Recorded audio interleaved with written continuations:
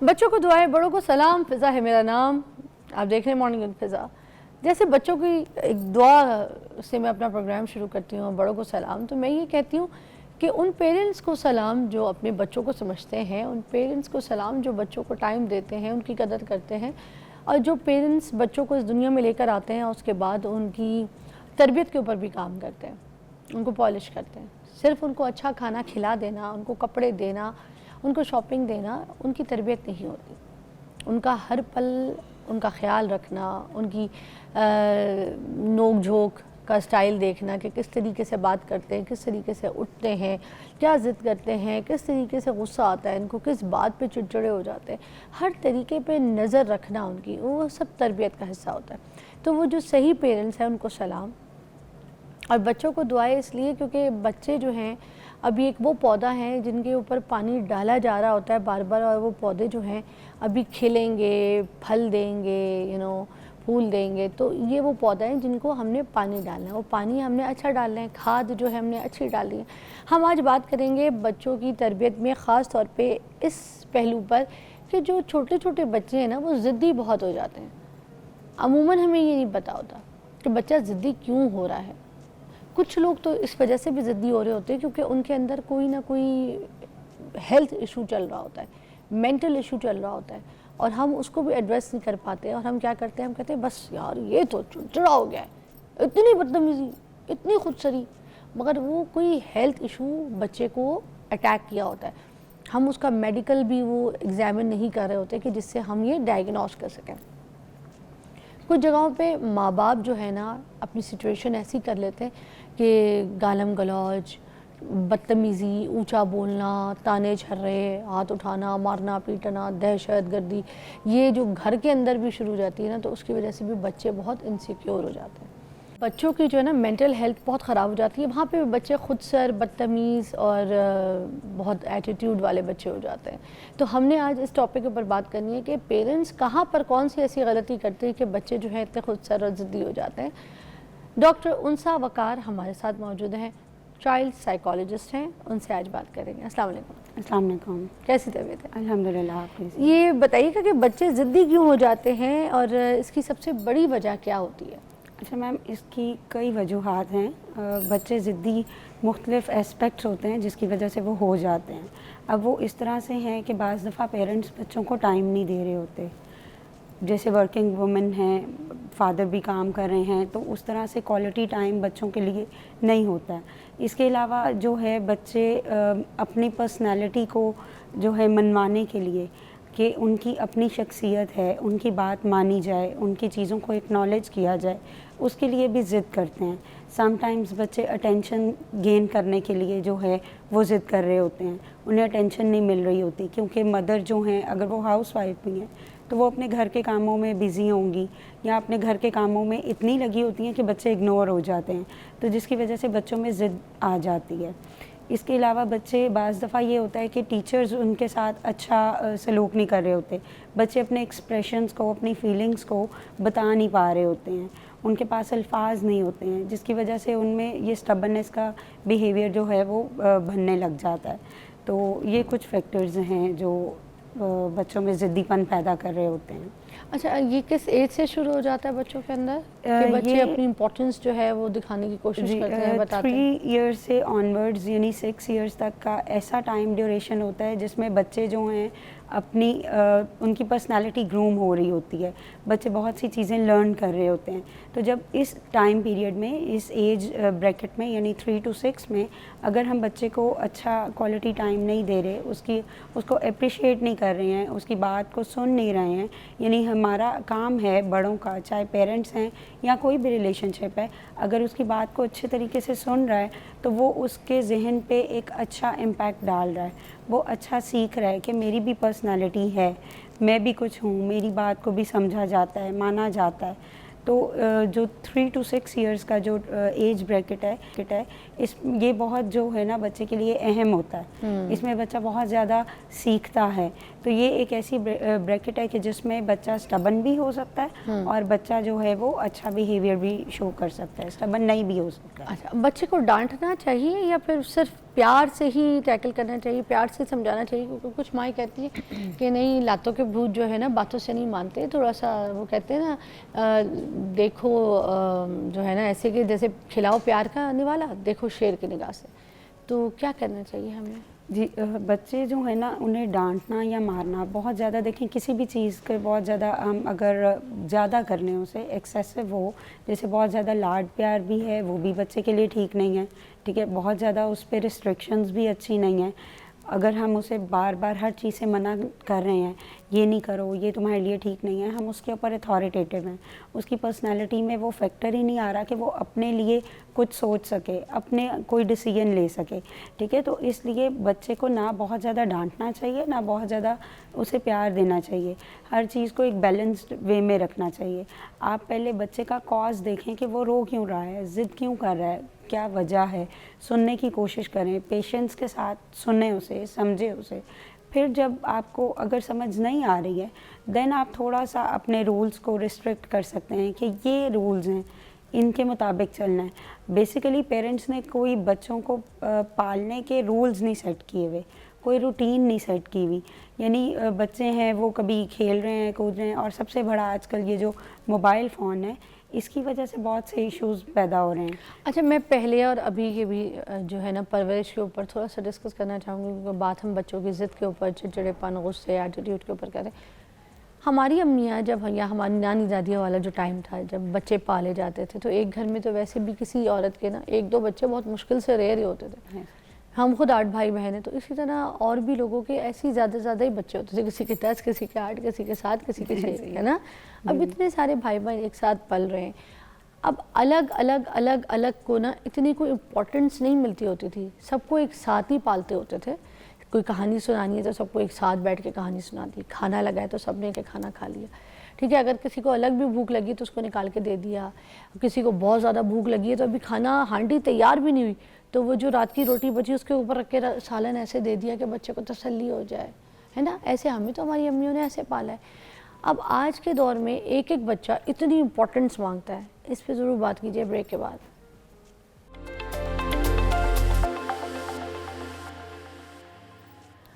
अच्छा, पहले एक माँ 10 बच्चे भी पाल लेती थी एक साथ, ठीक है। उसमें ये नहीं था कि मुझे इम्पोर्टेंस कम दी, मुझे ऐसी तरजीह नहीं दी, मुझे वो टाइम नहीं दिया, मुझे ऐसे बिठा के नहीं समझाया, मुझे यूँ नहीं, मुझे वहाँ लेके नहीं गए, मुझे यहाँ छोड़ दिया। आज का बच्चा कहता है मुझे इम्पोर्टेंस चाहिए, एक को दिए मुझे भी दो, उसको दिए उससे डबल मुझे दो। तो ये भी एक बच्चों के अंदर आ गई ये चीज़ें। तो ये इतना फ़र्क क्यों आ गया? देखिए पहले जो चीज़ें थी ना वो बहुत ज़्यादा लिमिटेड थी, स्पेसिफिक बाउंड्रीज़ थी। पेरेंट्स जो हैं उन्होंने रूल सेट किए हुए थे, बड़ों के साथ ऐसे बात करनी है। घर में तरबियत करने वाले माँ बाप के अलावा नानी दादी बहुत से लोग ऐसे थे। अब बच्चे इन रिश्तों से थोड़ा दूर होकर स्क्रीन टाइम की तरफ ज़्यादा आ गए हैं।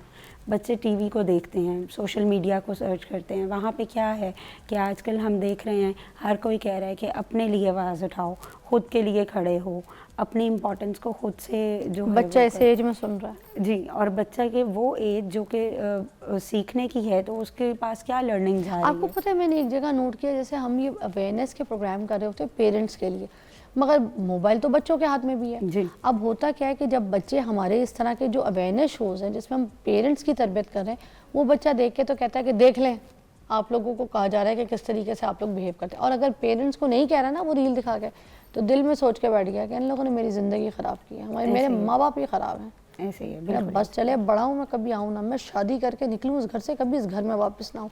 बच्चा ऐसी सोच रखना शुरू हो गई। अब एक माँ कहती है कि आपने जो है फ़ोन यूज़ नहीं करना, और पीछे बैठ के खुद फ़ोन पे लगी हुई है, स्क्रॉल किए जा रही है, किए जा रही है, तो फिर आप वो बच्चा कैसे बात मानेगा आपकी? देखें यही चीज़ है ना कि रोल मॉडल हम जो बनते हैं ना, पेरेंट्स रोल मॉडल होते हैं। अब हम लोग पेरेंट्स अगर बन रहे हैं तो हम खुद फ़ोन यूज़ कर रहे हैं, हम खुद स्टबर्ननेस शो कर रहे हैं कि नहीं मुझे तो ये काम करना है, जो मर्ज़ी हो जाए, मैंने तो जॉब करनी है। बहुत सी माएँ ऐसी हैं जो अपने बच्चों के लिए इस चीज़ को नहीं कंप्रोमाइज़ करती हैं, अपनी प्रोफेशनल लाइफ को कंप्रोमाइज़ नहीं करती हैं, इवन अपने आप के अपनी पर्सनालिटी को कंप्रोमाइज़ नहीं करती।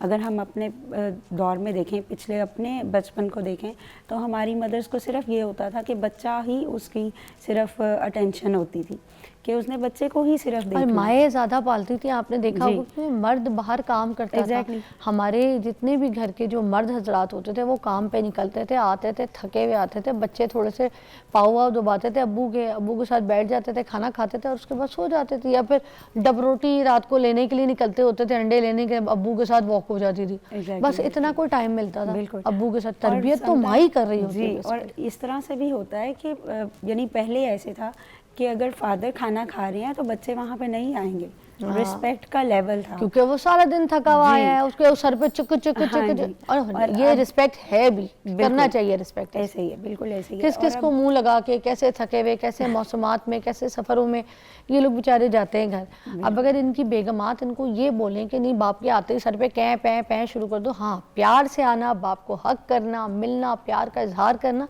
ये खूबसूरती है। अस्सलाम वालेकुम बोलना, यू नो, हैप्पीनेस दिखाना, वो अलग बात।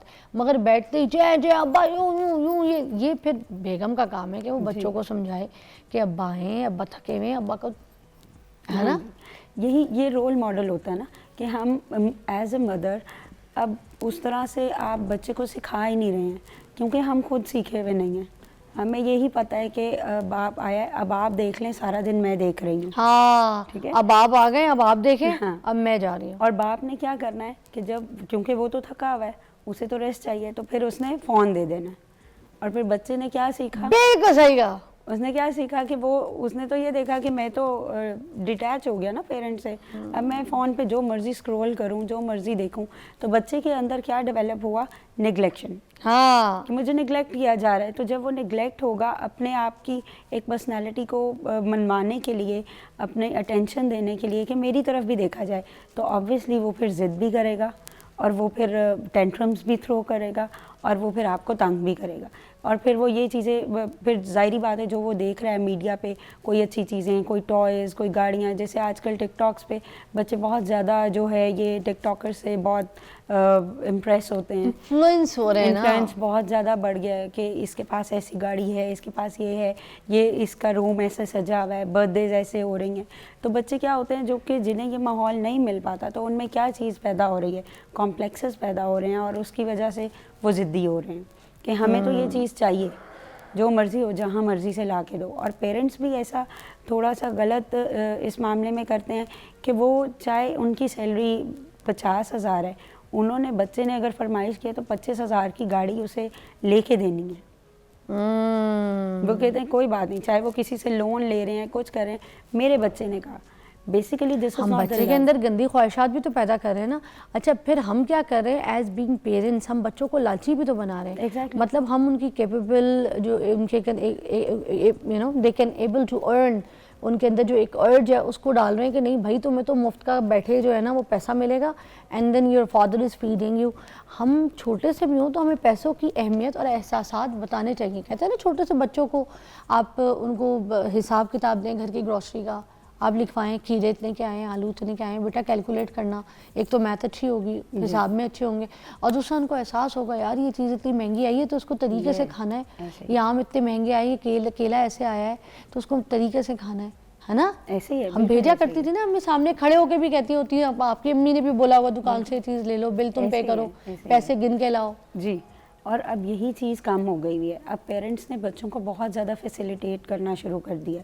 हर वक्त मैं कर देता हूँ, डिपेंडेंसी बहुत है। छोटा बच्चा है, खाना भी खाना है तो क्या करेगा, मैं खिला देती हूँ, मगर बेसिक उसके पीछे क्या है, माँ जल्दी जल्दी काम जान छुड़ाना चाह रही है कि मैं करवा लूँ, क्योंकि और XYZ काम बहुत ज़्यादा है। ठीक है, तो वो क्या करेगी, जल्दी जल्दी बच्चे को नवाले बनाए, खिला दिया, और दैट्स इट। मोबाइल सामने रखा हुआ है और बच्चा खा रहा है, ना बच्चे की कोई वो क्या ज़हनी नशोनुमा हुई, ना कोई जिस्मानी नशोनुमा हुई। तो जब ज़ाहिरी बात है कि माइंड और बॉडी का एक बैलेंस उसने डाइट ही नहीं ली, तो उससे भी चिड़चिड़ापन बच्चे में पैदा होता है। हम 8 बच्चे थे ना, तो हमारी अम्मी सुबह ना अंडा पराठा, हम सब नाश्ते में बस यही खाते थे, प्याज वाला अंडा या हाफ फ्राई अंडा, और अम्मी सबको ना अपने हाथ से निवाला बना के ऐसे खिला रही होती थी। और कोई किसी की चोटी बना रहा है, कोई किसी के बाल बहने हम आपस में, कोई किसी को वी पहना रहा है, कोई किसी को मोज़े पहना रहा है, हम आपस में एक दूसरे को तैयार कर करके ना, और अम्मी निवाले मुँह में डालती थी। तो अम्मी ना हमसे सुबह सुबह स्कूल की बातें सुनती थी।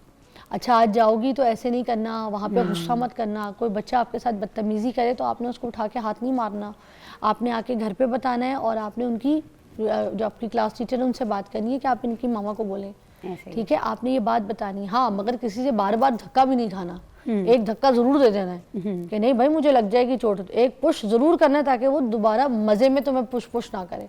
ऐसी ऐसी बातें क्या करती थी अम्मियाँ, अब नहीं करती हमारी अम्मियाँ। अब बहुत कम करती हैं। अब ऐसे ही होता है कि बस बच्चे ने ज़्यादातर जो सीखा है वो क्या सीखा है, स्क्रीन से सीखा है या अपने माहौल से, जो भी सामने स्कूल में देख रहे हैं। अब हर पेरेंट का दिल चाहता है कि मेरा बच्चा अच्छे से अच्छे स्कूल में जाए, चाहे उसके घर का माहौल उस लेवल पे ना हो, ठीक है, स्टैंडर्ड वैसा ना हो, तो बच्चे वहाँ पे हर तरह के स्टैंडर्ड के जो है स्कूल में मिल रहे होते हैं। तो हमेशा से आपको जो एक चमकती चीज़ होती है ना वही अट्रैक्ट कर रही होती है। तो बच्चों के अंदर फील होता है कि उसके बाबा तो जो हैं वो बड़ी गाड़ी पे आए थे, मेरे बाबा नहीं आए थे। तो उसके अंदर जब ये इस तरह की कॉम्प्लेक्सिटीज़ बढ़ने लग जाती है ना, तो वो फिर ज़िद्दी हो जाता है, चिड़चिड़ा हो जाता है। और पेरेंट्स का ये बनता है कि पेरेंट्स बताएं कि हमारा जो है फाइनेंशियल स्टेटस ये है, आपका बाप ये दे सकता है, ये नहीं दे सकता, ये नहीं नो आपको करना ये सीखें। चाहिए, you have to earn your own और you have to help me to earn this much. Thank you so much, बहुत बहुत शुक्रिया, अच्छा लगा आपसे बात करके। और आज के इस मौजू से मुझे लगता है हमने ये सीखा है कि हम अच्छे सुनने वाले पेरेंट्स बन जाएं। अगर हम अपने बच्चों की सुनने लग जाए ना, उनकी बात सुनने लग जाए, तो उनको हमारी बात समझ में भी जल्दी आ जाएगी। तो सुनने वाले पेरेंट्स बने, बच्चों को इग्नोर ना किया करें। बच्चों की एक इम्पॉर्टेंस होती है, वो जो कहना चाहते हैं उनको कतारसिस निकालने दें, वो भरे हुए होते हैं, उनको सुने, उनको खाली करें, बस। ब्रेक के बाद मिलते हैं।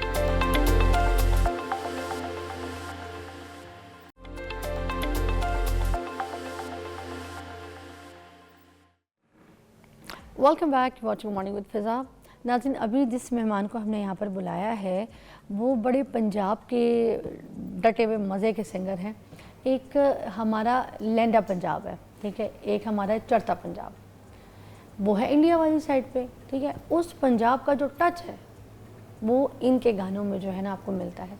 हमारे साथ जो मौजूद हैं वो है आरजे रिज, बहुत अच्छा गाते हैं और ये टच जो है आपके सामने आज पेश भी करेंगे आपके लिए। मधु किया, अस्सलाम वालेकुम। वालेकुम अस्सलाम। कैसी तबीयत है? बहुत वधिया। ਤੁਸੀਂ आरजे रिज का पूरा क्या मतलब? वो आरजे ਰਿਜ਼ੀ ਆਰਜੇ ਤੇ ਸਮਝ ਲਓ ਗੱਲਾਂ ਯਾਰਾਂ ਸੱਜਣਾ ਚ ਬਹੁਤ ਬੋਲਦਾ ਮੈਂ। अच्छा ਤੇ ਵੈਸੇ ਮੈਂ FM 95 ਕੀਤਾ ਥੋੜਾ ਚਿਰ ਨਾ। अच्छा ਤੇ ਉਹ ਆਰਜੇ ਤੇ ਮੈਨੂੰ अब मैं बीए किता है, ਹਾਂਜੀ मैं बीए किता है। Very good. हाँ ਤੇ ਉਹ ਬਸ ਇਸੇ ਕਰਕੇ ਤੇ ਰਿਜ਼ੀ ਮੇਰਾ ਨਾਮ। आहा ਹਾਂ ਉਹ ਫਿਰ ਉਹ ਇਕੱਠਾ ਕਰ ਲਿਆ ਆਪਾਂ, ਸ਼ਾਰਟ ਫਿਲਮ ਸੀ हाँ ਤੇ ਫਿਰ ਨਾਲ ਜੋੜ ਲਿਆ। ਕੱਲਾ ਰਿਜ਼ੀ ਬੁਰਾ ਲੱਗਣਾ ਸੀ। ਆਹਾ अब ਤੁਸੀਂ ਮੈਨੂੰ ਇਹ ਬਤਾਓ, ਤੁਸੀਂ ਪੰਜਾਬੀ ਗਾਣੇ ਗਾਉਂਦੇ ਹੋ? ਹਾਂ ਹਾਂਜੀ। ਹਾਂ, ਤਾਂ ਤੁਸੀਂ ਇਨਸਪਾਇਰਡ ਕਿਹਦੇ ਨਾਲ ਹੋ? ਇੰਸਪਾਇਰਡ ਪੰਜਾਬ ਤੋਂ, ਜਿਹੜੀ ਮੇਰੀ ਮਿੱਟੀ ਹੈ ਜੀ। ਨਹੀਂ ਕੋਈ ਹੁੰਦਾ ਹੋ ਹੈ ਨਾ ਕਲਾਕਾਰ specific ਸਾਰੇ singer ਪੰਜਾਬੀ ਹੁੰਦਾ ਮੈਨੂੰ ਹੈ, ਪੰਜਾਬੀ ਕਲਾਕਾਰ ਤੇ ਸਾਰੇ ਵਧੀਆ ਲੱਗਦੇ ਤਾਂ ਆ। ਕੋਈ ਵੈਸੇ, ਵਧੀਆ ਨਾਮ ਤੁਸੀਂ ਦੱਸੋ ਨਾ ਜਿਹਦੇ ਨਾਮ ਇੱਕ ਹੈਗਾ ਹੀ ਨਹੀਂ। ਮਤਲਬ ਮੈਂ ਕਿਸੇ ਨੂੰ ਇੱਕ ਦਾ ਅਗਰ ਨਾਮ ਲਵਾਂਗਾ ਤੇ ਉਹਦਾ ਮਤਲਬ ਆ ਉਹ ਸਾਰਿਆਂ ਤੋਂ ਚੰਗਾ ਵਾ। ਅਗਰ ਤੁਸੀਂ ਗਾਉਣ ਦੇ ਲਿਹਾਜ਼ ਨਾਲ ਗੱਲ ਕਰੋ ਤੇ ਪੂਰੀ ਦੁਨੀਆ 'ਚ ਸਾਡਾ ਇੱਕ ਨਾਮ ਨਹੀਂ ਆ, ਤਾਂ ਕੋਈ ਤਾਂ ਉਸਤਾਦ ਨੁਸਰਤ ਫਤਿਹ ਅਲੀ ਖਾਨ ਅਰੇ ਸਾਹਿਬ। ਵਾਹ, ਅਰੇ ਵਾਹ, ਉਹਨਾਂ ਤੋਂ ਵੱਡਾ ਨਾਮ ਹੈਗਾ ਹੀ ਨਹੀਂ ਕੋਈ। ਇਹਨਾਂ ਨਾਮ ਲੈ ਲਿਓ ਇੰਡਸਟਰੀ 'ਚ ਹੈਗਾ ਹੀ ਨਹੀਂ ਉਹਨਾਂ ਤੋਂ ਵੱਡਾ ਇਹਦਾ ਨਾਮ। ਨਾਮ ਤਾਂ ਗਾਉਣ ਦੀ ਬੰਦਾ ਗੱਲ ਵੀ ਹੈ ਹੈ ਜੀ। ਲੈਣਾ। ਬਾਕੀ ਅੱਜ ਕੱਲ ਜੋ ਸਾਡੀ ਜਨਰੇਸ਼ਨ ਸੁਣਦੀ ਆ ਜੀ, ਉਹ ਤੁਹਾਨੂੰ ਪਤਾ ਵਾ ਕਿ ਚੜ੍ਹਦੇ ਪੰਜਾਬ ਦੇ ਬਹੁਤ ਕਲਾਕਾਰ ਸਾਰੇ। ਚੜ੍ਹਦੇ ਪੰਜਾਬ ਤੇ ਇੰਪ੍ਰੈਸ ਕਿਹਦੇ ਨਾਲ ਹੋ? ਮੈਂ ਦਿਲਜੀਤ ਤੋਂ ਬਹੁਤ ਇੰਪ੍ਰੈਸ ਹਾਂ ਜੀ, ਹਾਂ। ਗੈਰੀ ਸੰਧੂ ਤੋਂ ਬਹੁਤ ਇੰਪ੍ਰੈਸ ਅੱਛਾ ਹਾਂ। ਬੜੇ ਪੋਜ਼ਿਟਿਵ ਕਲਾਕਾਰ ਆ ਜੀ ਉਹ। ਮਤਲਬ ਮੇਰਾ ਜੌਨਰਾ ਉਹਨਾਂ ਤਰ੍ਹਾਂ ਦਾ। ਵੈਸੇ ਸਿੱਧੂ ਮੂਸੇਵਾਲਾ, ਮੈਂ ਦੱਸਣਾ ਤੁਹਾਨੂੰ ਕਿ ਮੈਂ ਇੱਕ ਸ਼ੋਅ ਕਰਨ ਗਿਆ ਤੇ ਉੱਥੇ ਇੱਕ 4 ਸਾਲ ਦਾ ਬੱਚਾ ਮੇਰੇ ਕੋਲ ਆ ਗਿਆ, ਖੜ ਕੇ ਕਹਿੰਦਾ ਭਾਜੀ ਇੱਕ ਗੱਲ ਕਰਨੀ ਆ ਅੰਕਲ ਮੈਂ ਤੁਹਾਡੇ ਨਾਲ। ਮੈਂ ਕਿਹਾ ਜੀ ਦੱਸੋ ਕਾਕਾ ਜੀ। ਕਹਿੰਦਾ ਤੁਸੀਂ ਤੇ ਮਰ ਨਹੀਂ ਸੀਗੇ, ਤੁਸੀਂ ਮਰ ਗਏ ਸੀ। ਮੈਂ ਕਿਹਾ ਨਹੀਂ ਪੁੱਤ। ਕਹਿੰਦਾ ਉਹ ਪਾਪਾ ਤੇ ਕਹਿੰਦੇ ਸੀ ਸਿੱਧੂ ਮਰ ਗਿਆ ਵਾ। पंजाब का ये मतलब मैं कहा बेटे आपको किसने कह दिया? अब मेरा पापा कहता सी। तो असर इतना है लोगों पे, ये पंजाबी का असर है इन्ना वा। एडे वधिया कलाकार। अच्छा, ਤੁਸੀਂ कितने गाने गा चुके हो? मैं हुण तक मेरे अपने गाने जी तकरीबन 16 ਦੇ ਲਗਭਗ ਆ YouTube ਤੇ। वाह ਹਾਂਜੀ ਤੇ ਮਿਲੀਅਨ ਤੇ ਹੈ। ਤੇ ਮਿਲੀਅਨ ਦੇ ਇੱਕ ਨੇੜੇ ਲੱਗ ਗਿਆ, ਇੱਕ ਨੇੜੇ ਲੱਗ ਗਿਆ ਜੀ एक ਮਿਲੀਅਨ नड़े लग गया है ते एक लग जावे ते बाकी आगे पीछे खुद लगते हैं, आपको पता है ये बात? ਹਾਂਜੀ ਮੈਨੂੰ ਇਹ ਪਤਾ ਵਾ ਕਿ ਬਸ ਇਹ ਰੱਬ ਦੇ ਕਰਮ ਨਾਲ ਗੱਲ ਹੁੰਦੀ ਆ, ਬੰਦੇ ਦੇ ਕਿਤੇ ਕੁਝ ਨਹੀਂ ਹੁੰਦਾ। ਬੜੇ ਬੜੇ ਵਧੀਆ ਕਲਾਕਾਰ ਆ ਜਿਨ੍ਹਾਂ ਨੂੰ ਆਪਾਂ ਸੁਣਦੇ ਆ ਸ਼ੋਜ਼ ਤੇ ਜਾ ਕੇ, ਕਿਤੇ ਬੈਠੇ ਆ ਗੈਦਰਿੰਗ ਦੇ ਵਿੱਚ ਤੇ ਕਹਿੰਦੇ ਆ ਯਾਰ ਅਸੀਂ ਤੇ ਕੱਖ ਵੀ ਨਹੀਂ ਗਏ, ਬਹੁਤ ਵਧੀਆ ਗਾਉਂਦੇ ਆ, लेकिन ये सितारा जड़ा वा ये रब वालों चमकदा वा। अच्छा, लहंदा जो पंजाब है ना उसका लहजा कुछ और होता है और ये चढ़दा पंजाब का लहजा जो कुछ और है। आपका जो लहजा है वो चढ़दे पंजाब वाला है। एक्चुअली नेचुरली इसी तरह यहाँ पर रहे साडे मेरे जिहड़े गुरु आ, मेरे उस्ताद आ, वो दलेर मेहंदी साहब आ जी और शमशेर सिंह साहब उन्हां तो बड़े सच्ची मुच्ची वाला जी, मतलब गल्लां नाल नहीं आ, मतलब हुंदा ना रूहानी आ, नहीं ये भी इत्थे ਸਾਡੀ ਬਹੁਤ ਵੱਡੀ ਫੈਮਿਲੀ ਆ। ਕਾਫੂ ਖਾਨ ਸਾਹਿਬ ਬਹੁਤ ਵੱਡਾ ਨਾਮ ਪਾਕਿਸਤਾਨ ਦਾ, ਉਹਨਾਂ ਦੇ ਘਰੇ ਆਏ ਸੀ 2006 ਮਿਲੇ ਉਨਸੇ? ਹਾਂਜੀ, ਉਹਨਾਂ ਮੈਨੂੰ ਬਕਾਇਦਾ ਆਪਣਾ ਸਟੂਡੈਂਟ ਕੀਤਾ ਸੀਗਾ ਤੇ ਇਹ ਗੰਡਾਬੰਦੀ ਕੀਤੀ ਹੈ? ਹਾਂਜੀ, ਗੰਡਾਬੰਦ ਸ਼ਾਗਿਰਦ ਆ ਮੈਂ। वाह, किस तरह किया था गंडाबंदी? गंडाबंद बस ये समझ लो मेरे पैसे वावा लग गए थे। हैं आप बड़ा पैसे लगवाते हैं, मिठाइयाँ? नहीं वो मैं अपनी खुशी नाल करके गया था। इतने बड़े कलाकार है जी वो। क्या क्या चीजें ली थी गंडाबंदी की? जरा लोगों को हम बताते हैं। आपको लगता है ना कि आप शागिर्द किसी के ऐसी बन जाएंगे, आप किसी को ऐसी कह देंगे? गंडाबंदी पूरी एक रस्म होती है जो बड़ी ट्रेडिशनल रस्म है और वो कोई भी बड़ा सिंगर, नामवर सिंगर जो है वो अपने जब किसी को शागिर्द करता है तो जो शागिर्द है ना उसका बड़े मालो दौलत और पैसा लगवाता है और एक गंडाबंदी की पूरी रस्म और चीजें होती हैं वो हम आपको बताते हैं क्या क्या चीजें होती हैं। नहीं जी, मैं ते अपनी खुशी नाल कीता सीगा जो भी कीता सीगा। मैंने कौन सा कहा आपको? मैं मिठाई लेके गया, मिठाई लेके गया उन्हां लई। कितनी किलो? मैंने पता लगा 5 किलो। 5 किलो बहुत सीगी। और बाकी मैं कुछ इदां ਦੀਆਂ ਚੀਜ਼ਾਂ ਸੀ ਜਿਹੜੀਆਂ ਉਹਨਾਂ ਨੂੰ ਗਿਫਟ ਕੀਤੀਆਂ ਪਾਕਿਸਤਾਨ ਤੋਂ। ਮੈਂ ਸ਼ਾਪਿੰਗ ਕੀਤੀ ਕੁਝ ਕਿ ਮੈਨੂੰ ਪਤਾ ਸੀਗਾ ਉਸਤਾਦ ਜੀ ਆਪਣੇ ਸ਼ੋਜ਼ ਕਰਦੇ ਆ, ਕੁਝ ਜੀਨਸ ਪਾਉਂਦੇ ਆ, ਇਹ ਬਹੁਤ ਬੜੇ ਅੱਛੇ ਅੱਛੇ ਕੋਟ ਪਾਉਂਦੇ ਆ, ਤਾਂ ਮੈਂ ਇੱਥੋਂ ਜਿੰਨੇ ਸਾਡੇ ਪਾਕਿਸਤਾਨ ਦੇ ਬੈਸਟ ਬਣਾਉਣ ਵਾਲੇ ਸੀ ਉਹਨਾਂ ਕੋਲੋਂ ਮੈਂ 4 ਕੋਟ ਲਏ ਔਰ ਮੈਂ ਉਹਨਾਂ ਦੀਆਂ ਪੈਂਟਸ ਲਿੱਤੀਆਂ ਜੀਨਸ। ਮੈਂ ਕਿਹਾ ਉਸਤਾਦ ਜੀ ਆ ਮੇਰੇ ਵੱਲੋਂ। ਉਹ ਪੁੱਤ ਇਹ ਤੇ ਜ਼ਰੂਰਤ ਨਹੀਂਗੀ, ਐਡਾ ਵਧੀਆ ਕਲਾਕਾਰ ਪੰਜਾਬੀ ਦਾ ਸਾਡੇ ਪਾਕਿਸਤਾਨ ਚ ਤੇ ਇਹ ਸਾਨੂੰ ਲੈਂਦੇ ਪੰਜਾਬ ਚ ਬਹੁਤ ਖੁਸ਼ੀ। ਇਸ ਮਿੱਟੀ ਦੀ ਖੁਸ਼ਬੂ ਉਧਰ ਜਾਊਗੀ, ਸਾਨੂੰ ਇਹ ਹੀ ਬਹੁਤ ਆ। ਮੈਂ ਕਿਹਾ ਨਹੀਂ ਸਾਰਾ और क्या लिया?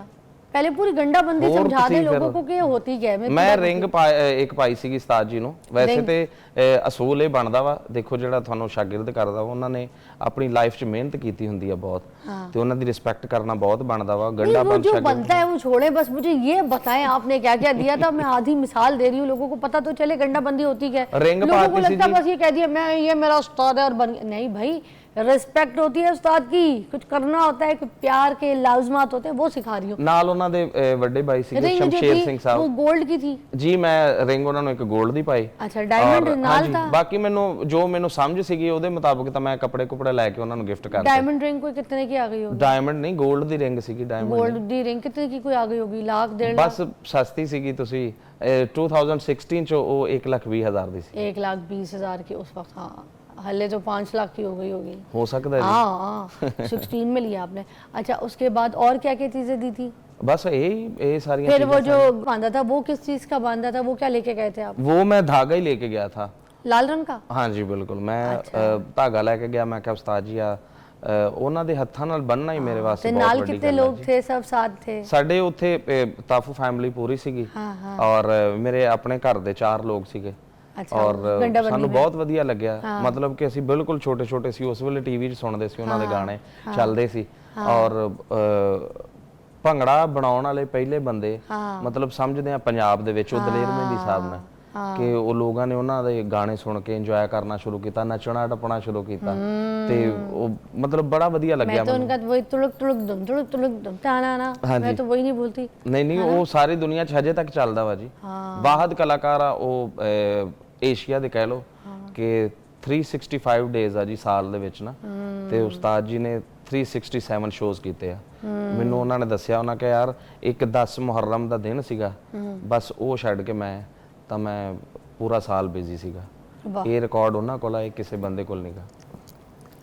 अच्छा, आज कौन सा गाना सुना रहे हैं आप? उनकी तरफ से कोई अगर सीखा था या उनसे कोई आपको गाना मिला था वो सुनाएंगे, या फिर या उनका कोई ना सुना दे पहले दिलेर साहब? हाँ जी, ਉਹਨਾਂ ਦਾ ਸੁਣਾ ਦੇਣਾ। कौन सा?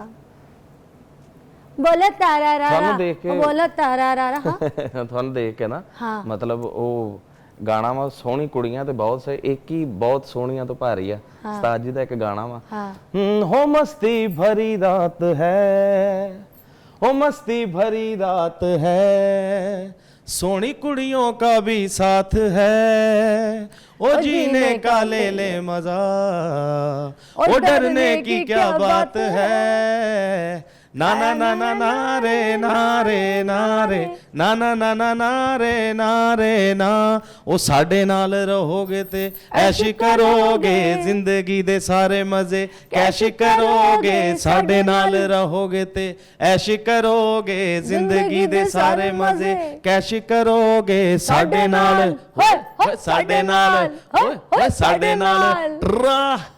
Take a break.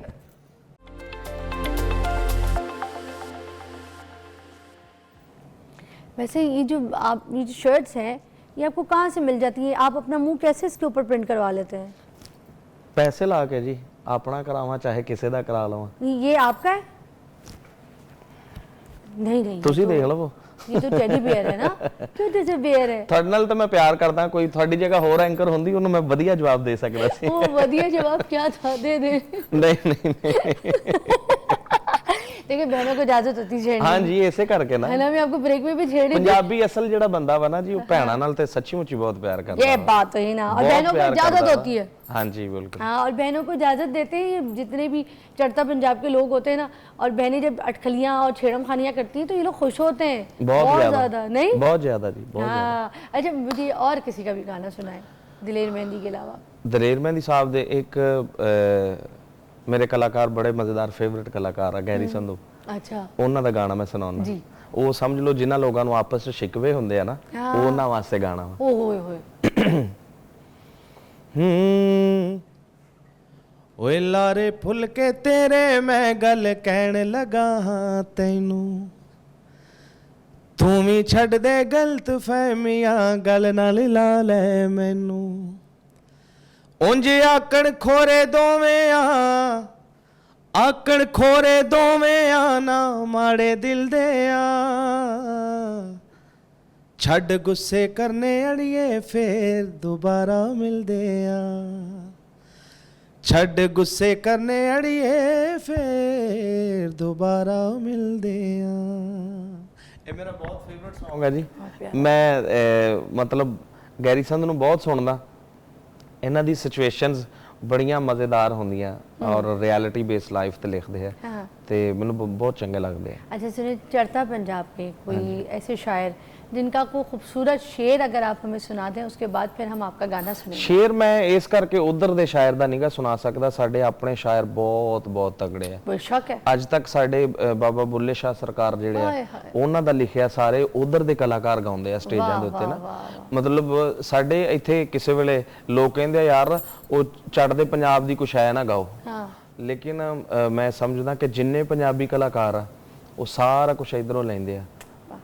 Mostly Nusrat Fateh Ali Khan Sahib ਨੂੰ ਗਾਉਣ ਵਾਲੇ ਔਰ ਇਧਰ ਦੇ ਸ਼ਾਇਰਾਂ ਨੂੰ ਉਧਰ ਦੱਸਣ ਵਾਲੇ, ਉਹ ਸਾਰੇ ਪੰਜਾਬੀ ਕਲਾਕਾਰ। सुनाए फिर आप अपने कोई फेवरेट शायर का कोई शेर सुनाए। ਆਪਣੇ ਫੇਵਰਿਟ ਸ਼ਾਇਰ ਦਾ ਮੈਂ चंगी पंजाबी में जी। ਮੈਨੂੰ ਇਹ ਵਧੀਆ ਲੱਗਦਾ ਵਾ ਜੀ। ਐਕਚੁਅਲੀ ਮੈਂ ਜ਼ਿਆਦਾ ਜਿੱਦਾਂ ਸ਼ਾਇਰ ਕਹਿੰਦੇ ਆ ਸ਼ੇਰ, ਉਹ ਤੇ ਮੈਨੂੰ ਬਹੁਤ ਘੱਟ ਆਉਂਦੇ ਨੇ ਸ਼ੇਰ, ਲੇਕਿਨ ਜਿਹੜੇ ਗਾਉਣ ਵਾਲੇ ਪਾਸੇ ਦੇ ਸ਼ੇਰ ਆ ਉਹ ਮੈਨੂੰ ਥੋੜੇ ਚੰਗੇ ਲੱਗਦੇ ਆ। ਈਦ ਆਈ ਮੇਰਾ ਯਾਰ ਨਹੀਂ ਆਇਆ, ਰੱਬਾ ਖੈਰ ਕਰੀ ਉਹਦੇ ਦਮ ਦੀ, ਹਾਰ ਸ਼ਿੰਗਾਰ ਨਾ ਚੰਗੇ ਲੱਗਦੇ, ਕਿਸੇ ਚੀਜ਼ ਤੇ ਨਜ਼ਰ ਨਾ ਜੰਮਦੀ, ਸੁੱਖਾਂ ਵਾਲੀਆਂ ਨੀਂਦਰਾਂ ਮਾਰਨ ਤੇ ਮੈਂ ਰਾਤ ਗੁਜ਼ਾਰਾ ਗਮ ਦੀ, ਰੱਬਾ ਖੈਰ ਕਰੀ ਮੇਰੇ ਸੋਹਣੇ ਦੀ, वो जिंदा रवे ओदे दम। हाँ भाई मजा आ गया। अब आपका गाना सुनेंगे इसी खूबसूरत शेर के साथ। आइएगा जी। जरूर जरूर जरूर।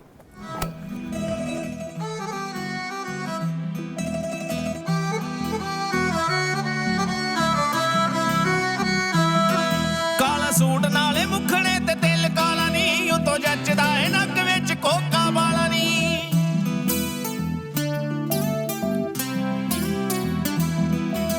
सूट नाले मुखड़े ते तिल काला नी, उतो जचदा है नक विच कोका वाला नी, ਤੇਰੀ ਝਾਂਜਰਾਂ ਦੇ ਸ਼ੋਰ ਸੁਣ ਬੱਲੀਏ ਪੂਰੇ ਟਾਉਣ ਵਿੱਚ ਮੱਚਿਆ ਬਵਾਲ ਕਰ ਹੁਣ ਤੂੰ ਤਿਆਰੀ ਮੇਰੀ ਜਾਨ ਇੱਕ ਹੋ ਜਾਣਾ ਨੀ ਅਸੀਂ ਇਸ ਸਾਲ ਕਰ ਹੁਣ ਤੂੰ ਤਿਆਰੀ ਮੇਰੀ ਜਾਨ ਇੱਕ ਹੋ ਜਾਣਾ ਨੀ ਅਸੀਂ ਇਸ ਸਾਲ ਕਰ ਹੁਣ ਤੂੰ ਤਿਆਰੀ ਮੇਰੀ ਜਾਨ ਇੱਕ ਹੋ ਜਾਣਾ ਨੀ ਅਸੀਂ ਇਸ ਸਾਲ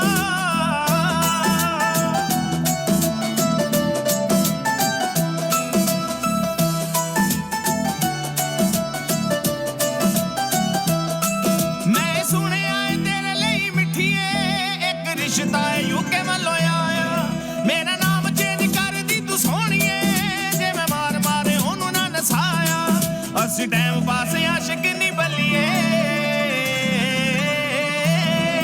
ਅਸੀਂ ਟਾਈਮ ਪਾਸ ਆਸ਼ਿਕ ਨਹੀਂ ਬੱਲੀਏ ਹਰ ਪਾਸੇ ਨੀ ਤੂੰ ਕਰ ਦੇ ਲਾ ਕਰ ਹੁਣ ਤੂੰ ਤਿਆਰੀ ਮੇਰੀ ਜਾਨ ਇੱਕ ਹੋ ਜਾਣਾ ਨੀ ਅਸੀਂ ਇਸ ਸਾਲ ਕਰ ਹੁਣ ਤੂੰ ਤਿਆਰੀ ਮੇਰੀ ਜਾਨ ਇੱਕ ਹੋ ਜਾਣਾ ਨੀ ਅਸੀਂ ਇਸ ਸਾਲ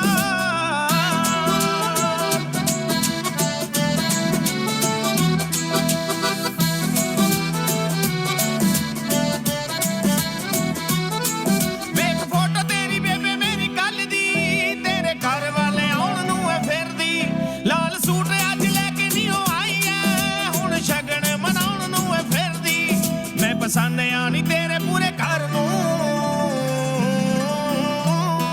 ਮੈਂ ਪਸੰਦ ਆ ਨੀ ਤੇਰੇ ਪੂਰੇ ਘਰ ਨੂੰ ਮੈਨੂੰ ਦੱਸਿਆ ਜੋ ਕਰਨ ਸੀ ਨਾ ਹੋ ਗਈ ਪੱਕੀ ਗੱਲ ਸੁਣ ਮੇਰੀ ਜਾਨ ਇੱਕ ਹੋ ਜਾਣਾ ਨੀ ਅਸੀਂ ਇਸ ਸਾਲ ਹੋ ਗਈ ਪੱਕੀ ਗੱਲ ਸੁਣ ਮੇਰੀ ਜਾਨ ਇੱਕ ਹੋ ਜਾਣਾ ਨੀ ਅਸੀਂ ਇਸ ਸਾਲ वाओ Okay. अच्छा, अब हम आपकी जान से छोड़ेंगे नहीं, हमें तो मज़ा बड़ा आ गया है अच्छा जी, थैंक यू। और आपकी आवाज़ का चस्का भी लगी है। Thank तो you. आपका ही कोई गाना अगर लाइव भी, क्योंकि आपने इतने सारे गाने ऑलरेडी गाए हैं, है ना? हाँ जी। तो उसमें आपका ही कोई गाना जो आपको बहुत पसंद हो, हाँ वो जी भी हमें जरूर। लाइव सुनाए। मैं एक सैड गाना कीता सीगा, मैं वो ਤੁਹਾਨੂੰ ਸੁਣਾਉਣਾ ਜੀ। अच्छा, हाँ जी, है मूड के नहीं? हाँ सैड अच्छा लगता है मुझे बहुत, अच्छा ठीक फील है। वाला हो, शायरी स्ट्रॉन्ग हो, एक यॉन्ड्रा है यार, ਤੁਸੀਂ मज़ा ਆਪ आता है भैया। ਸਮਝਦੇ ਹੋ 뮤직 ਨੂੰ ਵੀ ਸਮਝਦੇ हाँ ਹੋ? ना, बड़ा मैं पसंद है, बागौर का। Okay okay okay. हाँ जी। ਤੂੰ ਮੇਰਾ ਦਿਲ ਤੋੜਿਆ ਕੱਚ ਜਿਵੇਂ ਤੋੜੀਦਾ ਤੂੰ ਮੈਨੂੰ ਇੰਜ ਛੋੜਿਆ ਜਿਵੇਂ ਨਹੀਂ ਛੋੜੀਦਾ वाह, ਕੀਤਾ ਤੇਰੀਆਂ ਜੁਦਾਈਆਂ ਬੁਰਾ ਹਾਲ ਵੇ ਬੇਕਦਰਾ ਤੂੰ ਮੇਰੀ ਕਦਰ ਨਾ ਜਾਣੀ ਯਾਦਾਂ ਤੇਰੀਆਂ ਚ ਬੀਤੇ ਕਈ ਸਾਲ ਵੇ वाह। ਹੰਝੂ ਇਸ ਗੱਲ ਦੇ ਨੇ ਗਵਾ मैंने बहुत ज़्यादा। ਤੂੰ ਮੇਰਾ ਦਿਲ ਤੋੜਿਆ ਤੇਰੀ ਯਾਦ ਚ ਕੱਲਿਆਂ ਗੁਜ਼ਾਰੇ ਜਿਹੜੇ ਦਿਨ वाह, ਨਾਲੇ ਕੱਟੀਆਂ ਨੇ ਰਾਤਾਂ ਮੈਂ ਤਾਂ ਤਾਰੇ ਗਿਣ ਗਿਣ ਹੁਣ ਹੰਝੂਆਂ ਨੂੰ ਕੌਣ ਸਮਝਾਵੇ ਗਲੇ वाह। ਜਿਹੜੇ ਜਾਂਦੇ ਨੇ ਵਿਛੜਨੇ ਦੇ ਫੇਰ ਨਹੀਂ ਉਹ ਮਿਲ ਕੀਤਾ ਤੇਰੀਆਂ ਜੁਦਾਈਆਂ ਬੁਰਾ ਹਾਲ ਵੇ ਬੇਕਦਰਾ ਤੂੰ ਮੇਰੀ ਕਦਰ ਨਾ ਜਾਣੀ ਯਾਦਾਂ ਤੇਰੀਆਂ ਚ ਬੀਤੇ ਕਈ ਸਾਲ ਵੇ वाह। ਹੰਝੂ ਇਸ ਗੱਲ ਦੇ ਨੇ ਗਵਾ ਤੂੰ ਮੇਰਾ ਦਿਲ ਤੋੜਿਆ ਕੱਚ ਜਿਵੇਂ ਤੋੜੀਦਾ। एक लाइन आप गा देंगे तो फिर हम आपका शुक्रिया अदा करेंगे, आपका ज़्यादा वक्त नहीं लेंगे, फिर हम ब्रेक पे जाएंगे। एक लाइन आप ज़रूर इसकी गा दीजिए। बहुत अच्छा लगा आपसे मिलके, अल्लाह ताला आपके काम में और बरकत डाले। अच्छी नीयत के साथ काम करें, पोइट्री साफ़ है, खूबसूरत है, अच्छे कंटेंट के ऊपर आपके गाने हैं जी, कोशिश। तो वैसे ही रास्ते आपके बड़े आसान हो जाएंगे। और वो आपका डांस स्टाइल भी अच्छा है, वो मुझे अच्छा लगा। हाँ, जाएंगे आगे। अच्छा मेरी बात सुने, वो सुना थे सानू अजकल शीशा बड़ा छेड़दा, एक लाइन सुना दो। ਹੋ ਸਰਤਾਜ ਕਿੱਸਾ ਜੋੜਦੇ ਪ੍ਰੀਤ ਦਾ ਰੂ ਦੀ ਰੀਤ ਦਾ ਦਿਲਾਂ ਦੇ ਮਾਹੀ ਮੀਤ ਦਾ ਪੈ ਗਈ ਅਥਰੇ ਖਿਆਲਾਂ ਨਾਲ ਦੋਸਤੀ ਤੇ ਗਵਾਚਿਆਂ ਜਿਆਂ ਦਾ ਸਮਾਂ ਬੀਤਦਾ ਸਾਨੂੰ ਸਿਰਾ ਨਹੀਂ ਤੇ ਆਉਂਦਾ ਸੱਚੇ ਗੀਤ ਦਾ रातां अच्छे रातां पक्के वाह। रातां पक्के ख्याल निक्के निक्के दसो जी हुण की खीए हाय होए मैं ते फिजा इको मिके दसो जी हुण की लिखिए। थैंक यू, बहुत शुक्रिया। Take a break.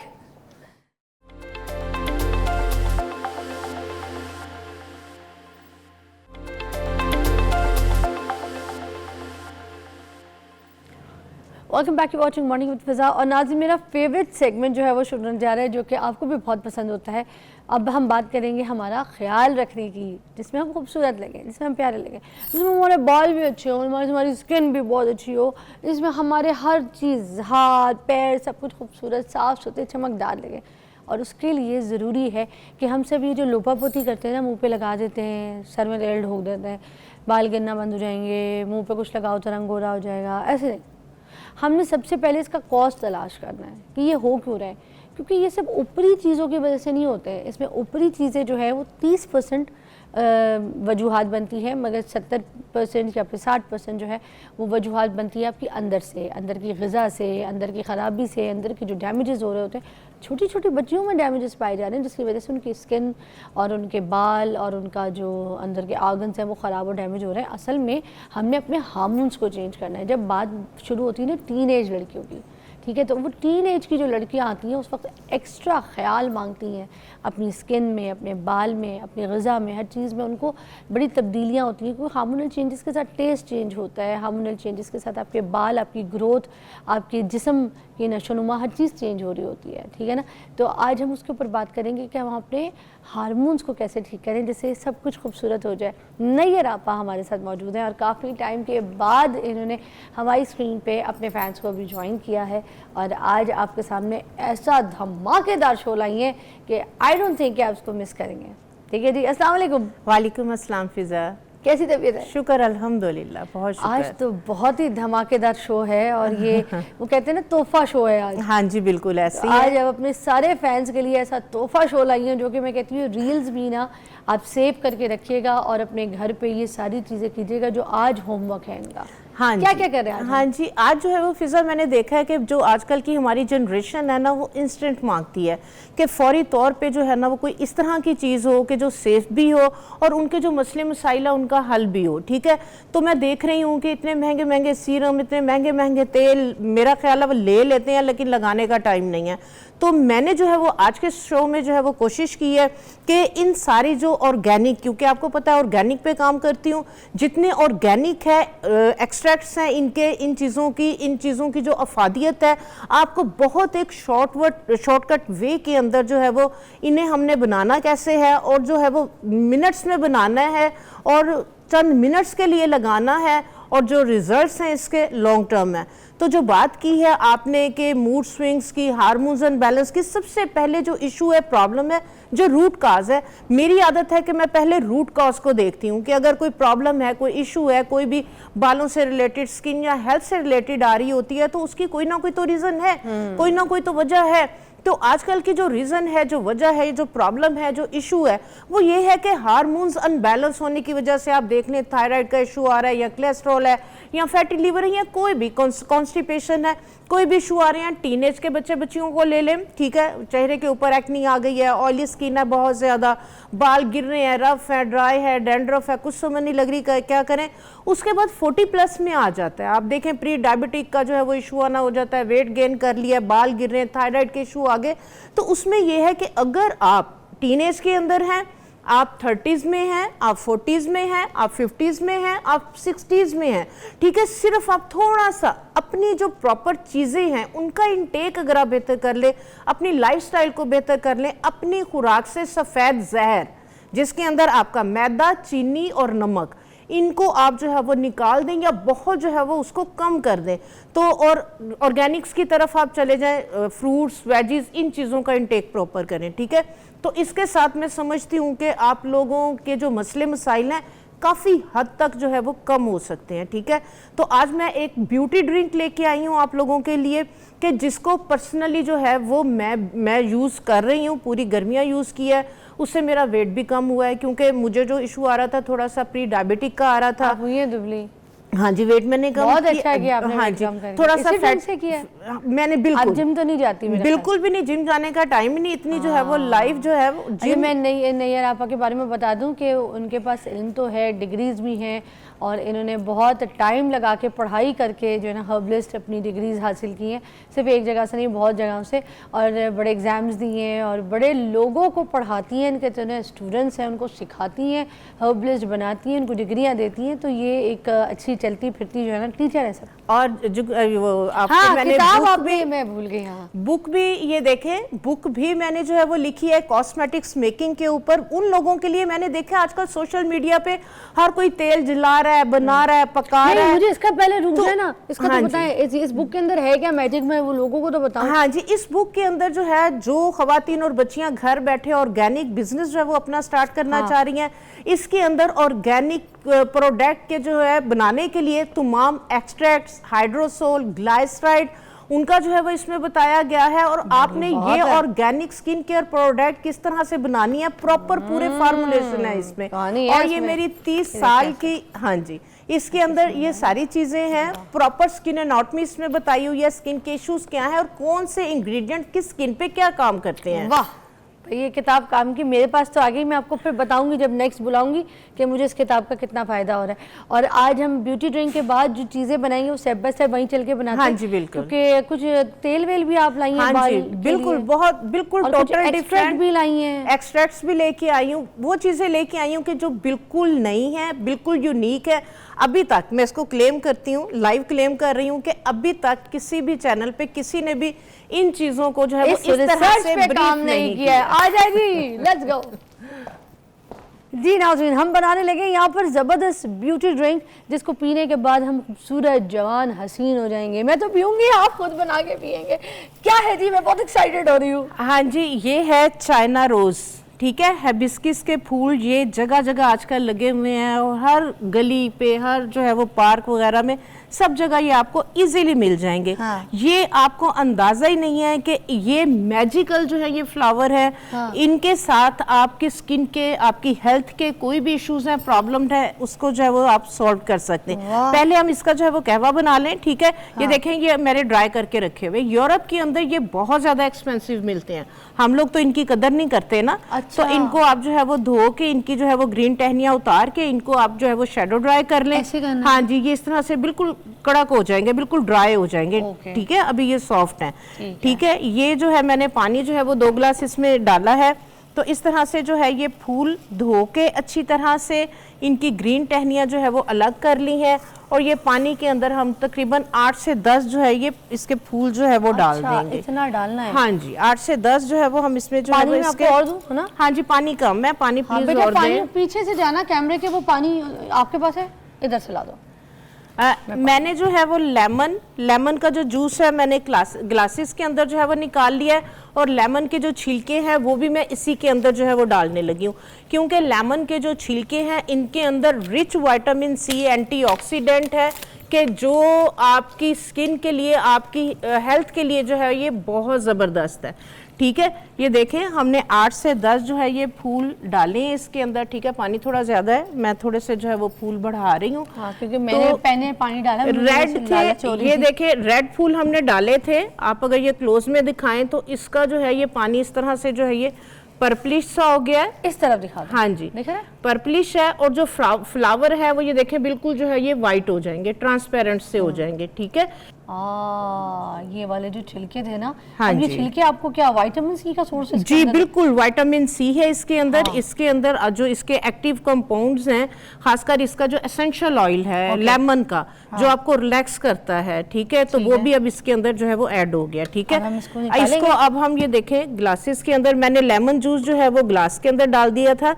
Lemon juice को मैंने पकाया नहीं था। ये देखें बिल्कुल रेड कलर का जो है ये कहवा, उस तरफ करके डालें। हाँ, एक्शन।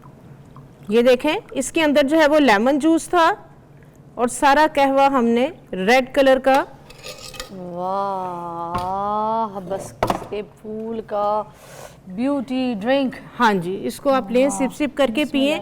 ये वाला जो ड्रिंक है, ब्यूटी ड्रिंक, आपके हार्मोन्स को बैलेंस करेगा। जिन लोगों का कलर फेयर है बट ग्लो नहीं है, पिंकिश नहीं है, ये पिंक जो है वो कलर कॉम्प्लेक्शन को करेगा। खून की कमी है बहुत ज़्यादा बच्चों के अंदर, ख़वातीन के अंदर, ये खून की कमी को जो है ये पूरा करेगा क्योंकि इसके अंदर आयरन है, इसके अंदर जो है वो रिच इस तरह के कंपाउंड्स हैं कि जो हार्मोन्स को बैलेंस करने के लिए बेहतरीन है।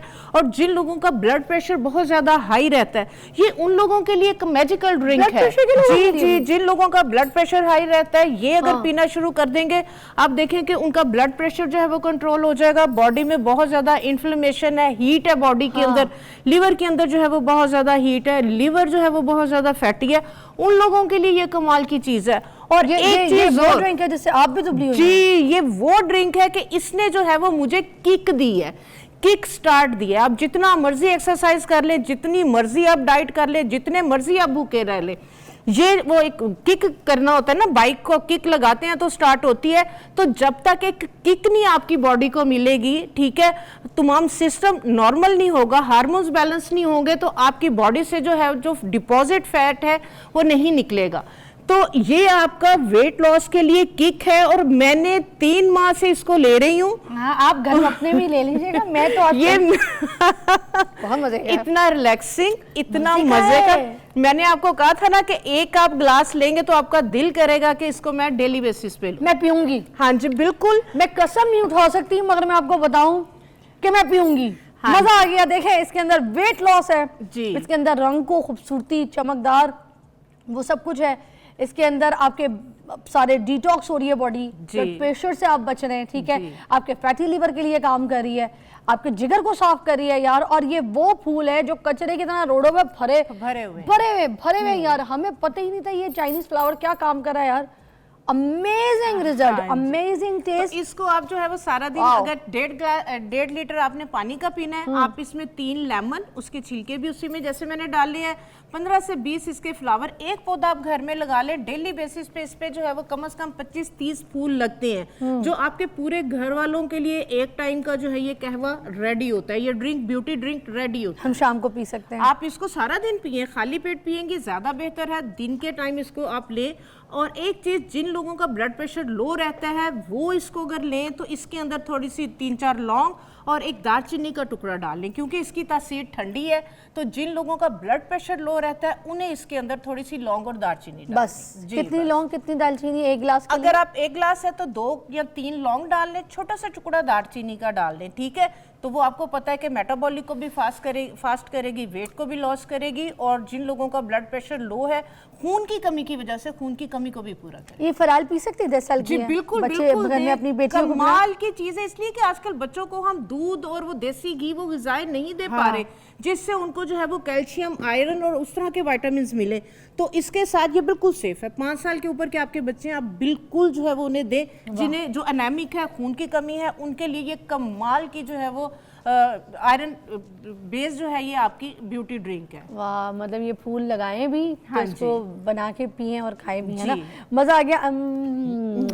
बताइए, तो मैं भी इस्तेमाल करूंगी। अच्छा, अब मुझे बताएं और नेक्स्ट क्या क्या जो आपके अंदर आज सारा एक राज है वो हम जरा फाश करें। इसी के जो पत्ते हैं, ठीक है, इसी के पत्ते आजकल जो है ना, आपने देखा है कि ना, मैं ऑयल वगैरह शौक में बच्चियां खरीद तो लेती हैं लेकिन लगाती नहीं है। और बालों का ये हाल है कि हर एक ने आयरन और केमिकल ट्रीटमेंट्स कर करके अपने बालों को डैमेज किया हुआ है, रफ हुए में स्प्लिट एंड्स बन रही है, ड्राई है, डैमेज है। तो एक मैजिकल आप लोगों के साथ में ऐसी रेसिपी लेके आई हूँ। बाल धो लेने हैं, सिर्फ आधा घंटा या 1 घंटा इसको आपने वीकेंड पे लगाना है, और आधे या 1 घंटे के बाद जब आप इसको वॉश करेंगे तो आप कहेंगे कि वाओ, ऐसे जैसे आप कोई पार्लर से बुटॉक्स या केराटिन ट्रीटमेंट करवाए, इतना अमेजिंग इसका रिजल्ट है। एक ही दफा इससे बाल लंबे भी होते हैं जल्दी? हाँ जी बिल्कुल, जाहिर सी बात है, बाल घने भी होते हैं। बालों की जब ड्राइनेस खत्म होगी, डैमेजपन उसका खत्म होगा। ये आपने ब्रेक के बाद बताना है मुझे, ठीक है? फिर हम ब्रेक लेते हैं, ब्रेक के बाद फिर बालों की खूबसूरती का, मजबूती का राज पूछेंगे। नैयर आपा से हमारे साथ ही हैं, आ जाएं। ड्रिंक बहुत अच्छी थी, सीरियसली, अभी बना के पीजिएगा। Take a break.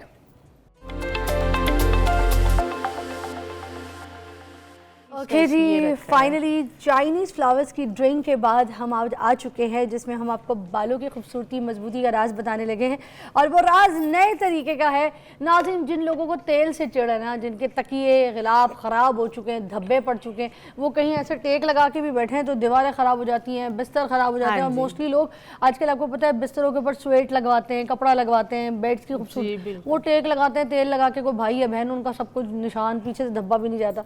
अब हम क्या करें, कुछ लोगों को तेल की बदबू भी नहीं पसंद, मगर हमें इफादियत उसी जैसी चाहिए। हाँ जी, बिल्कुल जाहिर सी बात है कि जो बाल हैं, आपको पता है आपके हुस्न की जो खूबसूरती है आपके बालों से है, ठीक है। तो उसके लिए यही वाले जो चाइना रोज हैं, इसी के पत्ते, जिस तरह से इसके मैजिकली रिजल्ट है, इसी तरह से इसके पत्तों के भी जो है वो बिल्कुल मैजिकली जो है वो रिजल्ट है। अच्छा, हमने जो है ये मुट्ठी भर के, ये एक टाइम यूज के लिए, ठीक है, मुट्ठी भर के इसके जो है वो हमने पत्ते तोड़ लिए, इसको जो है वो धो के टहनियाँ आपने इसकी उतार देनी है। और इसके लिए हमने सिंपल जो आम आपका मिल जाता है मस्टर्ड ऑयल, सरसों का जो तेल है, ये हमने जो है वो लिया है। इसको आप जैसे एक टाइम के लिए यूज़ करना है तो आप जो है वो इसको बना सकते हैं, ठीक है।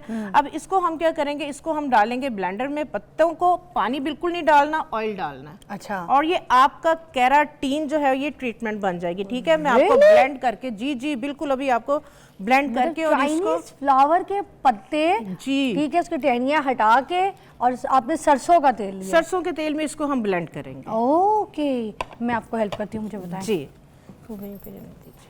इसके अंदर। हाँ जी, ये देखें, ये पत्ते मैंने धोए में हैं, टहनियाँ इसकी जो है वो उतार दी हैं। ओके। इसके पत्ते हम इसके अंदर जो है वो डाल देंगे ब्लेंडर के अंदर, और इसके अंदर हम डालेंगे सरसों का तेल। सरसों का तेल सबसे बेहतरीन है, इजीली मिल जाता है, कोई इतना महंगा नहीं है। तो बस ये है कि खालिस होना चाहिए, ठीक है।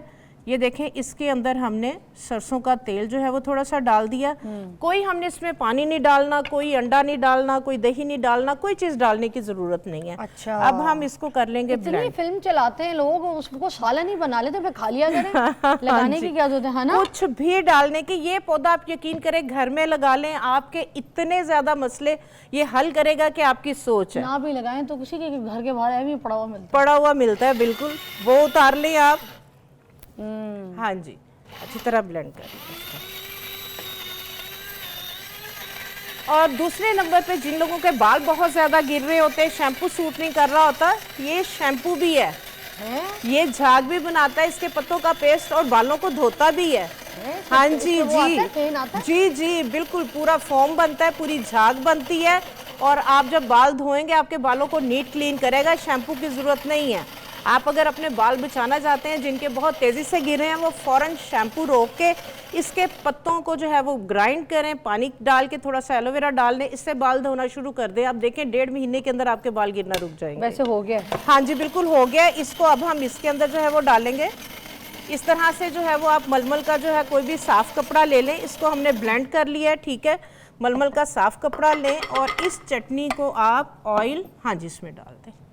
ये तो आम शॉपों से हमें मिल जाती है जब हम ग्रोसरी स्टोर्स में जाते हैं। जी तो जी, ये आम घर में पड़े हुए होते हैं। हाँ, घर के मलमल के दुपट्टे नहीं भी खराब करती हैं आप, तो ये आराम से मिल जाता है। अच्छा, ये मुझे पता ही नहीं था ये काम कर सकता है ये देखें। जी जी, ये हमारा बहुत जबरदस्त फिल्टर, वो जो पुलाव में हम पुड़िया बना के डालते हैं ना अखनी पुलाव में, जी, तो वो भी, जी बिल्कुल। ये देखें, ये आपका कितना ग्रीसी, स्लाइमी, ग्रीन सा, बिल्कुल। अच्छा, ऐसे निकालना है बस? जी, ये देखें, ये मैं निकाल के लेके आई हुई हूँ, बिल्कुल ग्रीन कलर का, ठीक है। हम इसमें निकाल लेते हैं, इसको इधर छोड़ दें, ओके, क्योंकि थोड़ा सा इसको जो है ना, ये देखें, ये मैं घर से बना के लेके आई हूँ, कितना स्लाइमी है। और यहाँ पे बनाना सिखा, ये देखें कितना स्लाइमी है। हाँ, अब इससे होगा क्या हमारे बालों में? हाँ जी, ये वाला जो मैजिकल ऑयल है, ठीक है, ये आपके जो है वो डैंड्रफ को ख़त्म करेगा, आपके गिरते हुए बालों को जो है वो रोकेगा। और उसके बाद आप लोगों के बाल ड्राई हैं, डैमेज है, केमिकल जो ट्रीटेड हेयर हैं, ठीक है, पार्लर आप जाते हैं 20-25 हज़ार से कोई भी बोटॉक्स और केराटिन ट्रीटमेंट शुरू होती है, ठीक है। आप मेरे कहने पे, ये मैं अपने पार्लर का सीक्रेट दे रही हूँ, 30 साल जो है मैंने अपना पार्लर चलाया और हम लोग यही ट्रीटमेंट्स अपने क्लाइंट्स को देते थे। मतलब ये तेल नहीं, तो पूरी ये ट्रीटमेंट है। जी जी जी, सबसे पहले हम अपने क्लाइंट का इसके साथ मसाज करके बाकी उसने जो भी काम करवाना है करवा ले। 1 घंटे के बाद आप बाल वॉश करें, आप यकीन करें कि ये आपके बालों में एक नई जान दे देता है। आपके बाल टूट रहे होते हैं, उसको जो है वो स्ट्रेंथ देगा, शाइनी होंगे और जस्ट लाइक एक हेयर फूड है और ये आपके। कितने टाइम तक रखना है इसको? इसको आधा घंटा 1 घंटा आप रख के इसके बाद वॉश कर दें। कोई पूरी रात कोई पूरा दिन लगाने की जरूरत नहीं है। अच्छा तो सुने, आज आपने ये भी बताना है कि इस तेल को लगाते कैसे, चलिए, क्योंकि हम ठीक जो हो गया। आम घर बैठी औरतें हाँ हैं ना, जी। हमें सीरियसली ये नहीं पता कि तेल की एप्लीकेशन करनी कैसे, किन कैसे है? हाथों से लगाना कैसे और किन जगहों पे कैसे। पहलवानों की तरह मसाज कर रहे होते हैं बालों की, यार जड़ें पहले ही भर नाजुक हुई हुई हैं और जो है वो खींच खींच के जोर जोर से मसाज, वो मसाज जो है वो आपको रिलैक्स जरूर कर रहा होता है, लेकिन अगर वीक जड़ें हैं तो उससे और गिरती हैं। तो मैं आज आपको जो है वो करके दिखाऊंगी कि ऑयल को लगाना किसके कैसे सर पे? है। आपके सर पे?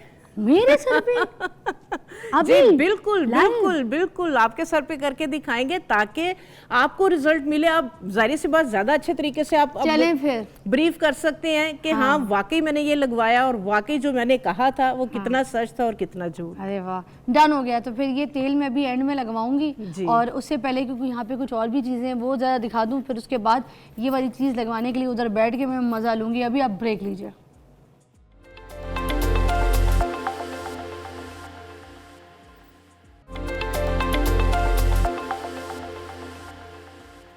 Welcome back. अब एक नई चीज़ बनने जा रही है और ये क्या चीज़ है जिसके लिए कढ़ाई गर्म हुई है? ये हाँ जी, ये मैंगो बटर। Mango butter? आजकल जो है वो आम बहुत ज्यादा जो है वो जाहिर बात आम का सीजन चल रहा है। आम खा रहे होते हैं और गुठलियां फेंक देते हैं। आपने वो कहावत सुनी होगी ना, आम के आम गुठलियों के दाम। हाँ। तो जितने कीमती आम है उससे ज्यादा कीमती इसकी गुठलियां हैं। आज के बाद, आज से पहले आपको पता नहीं था कि हम इन गुठलियों को भी जो है वो यूज कर सकते हैं। ठीक है, ये देखें, ये मैंने जो है ये बटर इसी के साथ बनाया हुआ है। ये इसको, इसका टेक्सचर देखें, मैंगो बटर। मैंने क्या किया है, आम की जो गुठलियां हैं इन्हें धो के इसके अंदर का जो सीड है इसको मैंने निकाल लिया। इस सीड को निकाल के इसको मैंने जो है वो इस तरह से ये देखें चॉप कर लिया। ठीक है, मैंने चॉपर में डाल के इसको चॉप कर लें या कद्दूकश इसको जो है वो कर लें। ठीक है, अब जो है वो इसके लिए लेना है कोकोनट ऑयल। ठीक है, ये मेल्ट हुआ हुआ है क्योंकि गर्मी है। ठीक है, कढ़ाई थोड़ी सी ज़रा ज़्यादा गर्म हो गई है। कोकोनट ऑयल जो है ये तकरीबन 200 मैंने ml लिया है।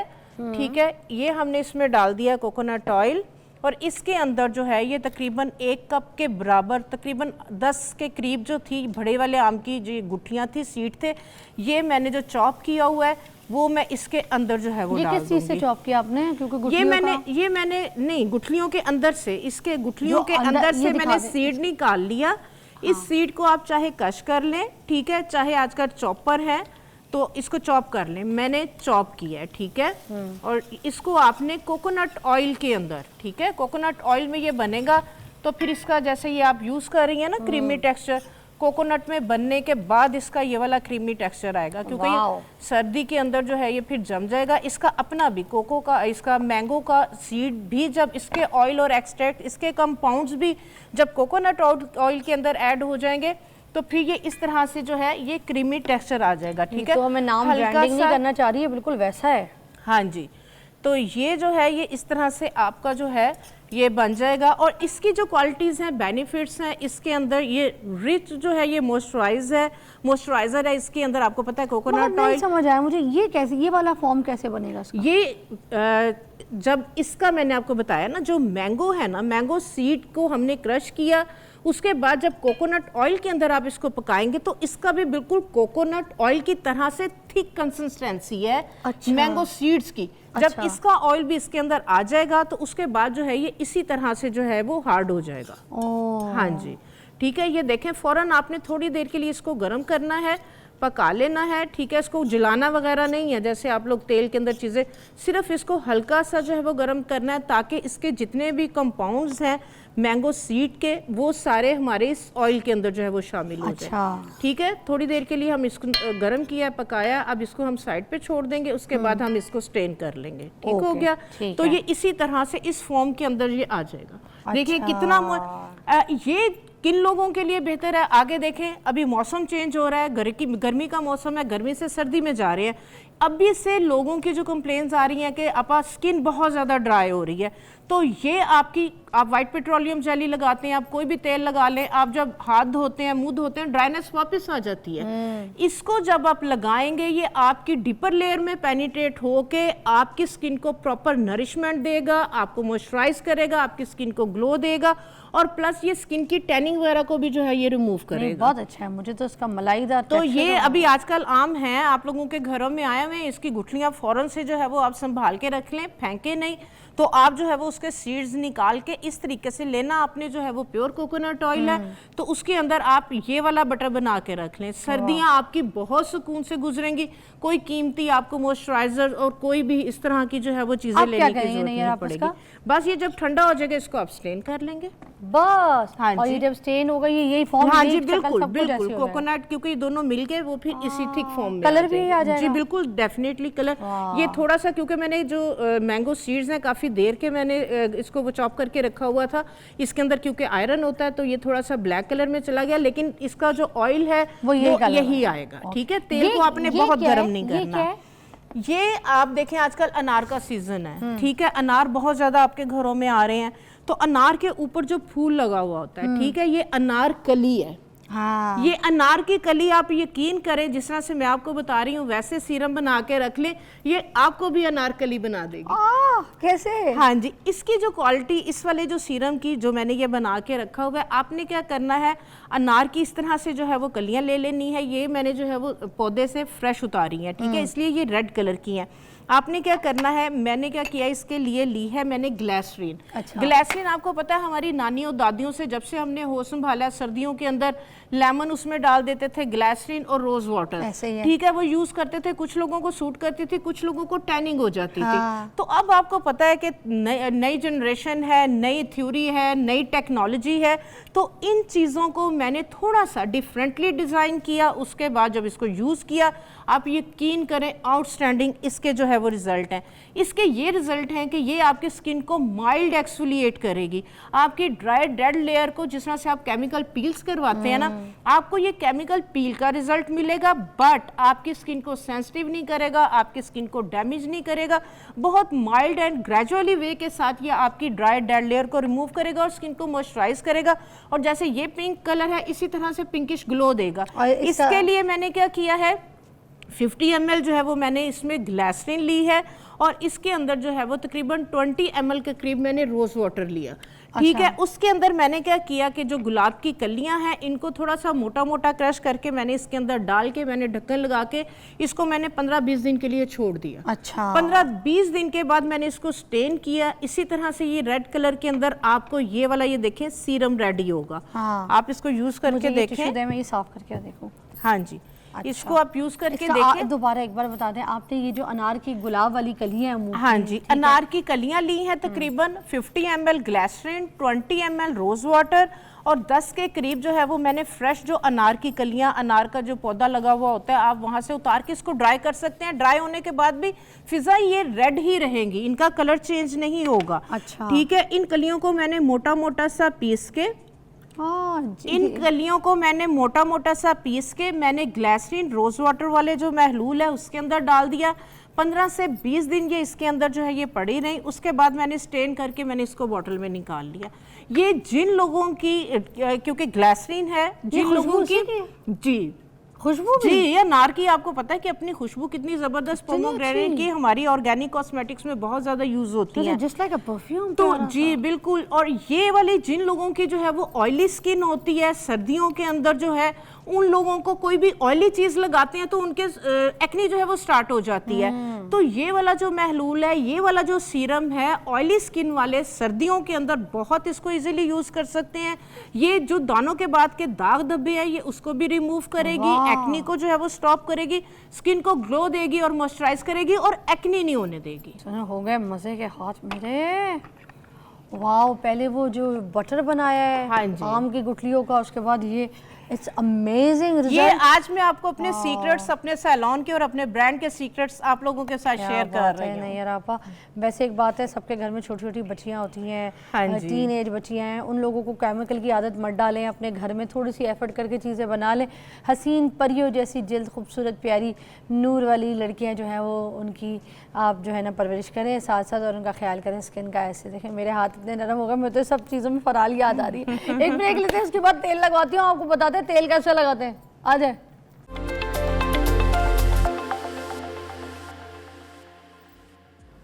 ओके अब हम लगाने लगे हैं तेल, और हम मीन्स मैं लगवाने लगी हूँ और नैयर आपा जो है मुझे लगाने लगी। अब हम आपको यहाँ पर ये बताने लगे कि तेल तो हर कोई लगाने की कोशिश करता है, मगर मैं बताऊँ वो नाकाम कोशिश होती है। तेल को ऐसे नहीं लगता, तेल लगाना भी एक आर्ट होता है। अच्छे से अच्छा तेल भी अगर आप लगा के बोगस तरीके से लगाएंगे तो आपके बालों में ना जान आएगी, ना खूबसूरती, ना बालों की नशोनुमा होगी।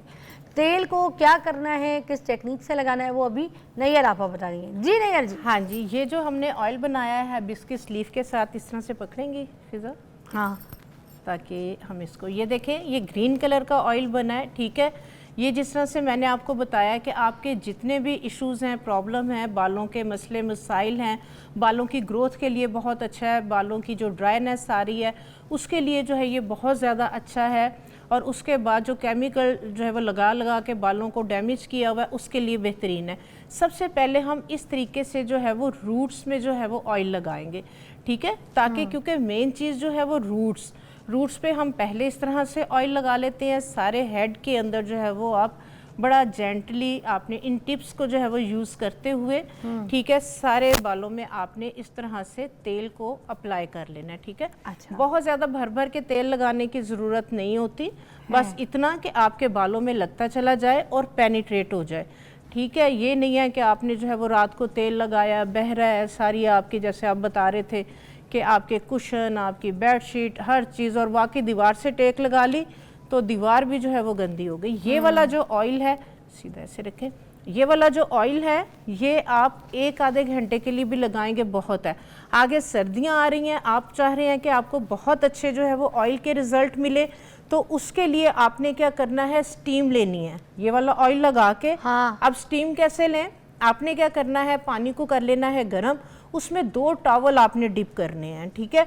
एक पहले टॉवल निकालना है, वो अपने बालों में आपने रैप कर लेना है, वो ठंडा हो गया तो दूसरा आपने टॉवल रैप कर लेना है। कम से कम 15 मिनट तक आपने जो है वो इस तरह से अपने बालों को स्टीम देनी है। टावल को गर्म कहाँ करना है? टॉवल को गर्म पानी के अंदर, अच्छा। गर्म पानी आपने एक टब में या बाल्टी के अंदर जो है वो कर लेना है, और उसके अंदर 2 टॉवल आपने डाल देने हैं। एक चीज़ और जहन में रखें, ये नहीं है कि आपने 8 दिन से बाल नहीं धोए, नहाए नहीं है, तो आप कह रहे हैं कि अब मैं तेल लगा लूँ, मैंने नहाना है। आप पहले बालों को धोएंगे, बाल आपके साफ सुथरे होने चाहिए, ठीक है, ला देते हैं आप रख दें। अच्छा। बाल आपके गंदे बिल्कुल ना हो, पहले बालों को धोना है। ये देखें रूट्स में तेल लगा लिया, तेल लगाने के बाद मैंने रूट्स में अच्छी तरह से, ठीक है। अब आपने इस तरह से प्रेशर पॉइंट्स, आपको पता है कि मेन चीज़ ये होती है कि एक तो रिलैक्सेशन हो, दूसरा ब्लड सर्कुलेशन तेज हो, मसाज करने का जो मकसद होता है, ठीक है। तो इस तरह से आपने ये देखें, जैसे मैं हल्का हल्का सा प्रेशर डाल रही हूँ, कोई बहुत ज़्यादा आपने बालों को जो है वो खींचना नहीं है, नोचना नहीं है। आपने इस तरीके से मसाज करते हुए बालों में जो है वो इसको ऑयल को पेनिट्रेट कर देना है, ठीक है। ये देखें खुद ब खुद जो है वो सारे बालों में जो है वो ऑयल लग रहा है। एंड पे हम जो रूट्स पे लगा दिया, लेंथ और एंड पे हम बिल्कुल लास्ट में लगाती हैं, ठीक है। इस तरह से आपने लगाते चले जाना है, जितना ऑयल है आप देखेंगे कि बिल्कुल पेनिट्रेट हो गया। अच्छा, एक चीज़ और, ऑयल क्योंकि एक तो हम बालों के लिए लगा रहे हैं, मसाज हम कर रहे हैं रिलैक्सिंग के लिए, ठीक है। तो आपने प्रेशर पॉइंट्स, ये प्रेशर पॉइंट है, ठीक है, इसमें हमारी इस वाली रिंग फिंगर के साथ और थंब, ठीक है, ये 2 को यूज़ करते हुए, ये देखें पीछे से मैंने थंब पे जो है वो प्रेशर दिया, आगे मैंने इस सुकून मिला, ठीक है। ये हमारे जो प्रेशर पॉइंट्स हैं, आप इस तरह से जब मसाज करेंगे, ये देखें, ठीक है। कोई ज़रूरत नहीं है कि आप जो है वो, आपका अगर सर में दर्द है, आप थके हुए हैं सारे पूरे हफ्ते के, 8 दिन में एक दफ़ा आप ये देखें, पूरी आपकी नेक रिलैक्स हो गई। वाह। हर आपने जो स्टेप है, ये जो एंड पे हमारा जॉइंट है जिसको गोली कहते हैं, ये 2 आपको साइड पे फील होती होंगी।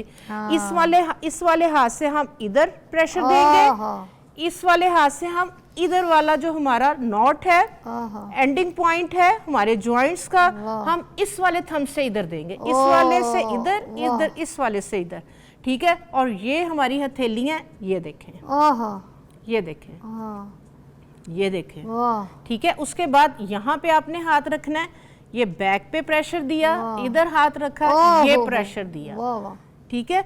असल मसाज ये है, आप जब जोर जोर से जो है वो मसाज करेंगे, उससे अगर रूट्स पहले ही वीक हैं तो बाल आपने देखा हाथ में टूट टूट के आ रहे होते हैं, ठीक है। तो आपने जो है वो प्रेशर पॉइंट्स को और आपने इस तरीके से जो है ये मसाज करना है, ठीक है।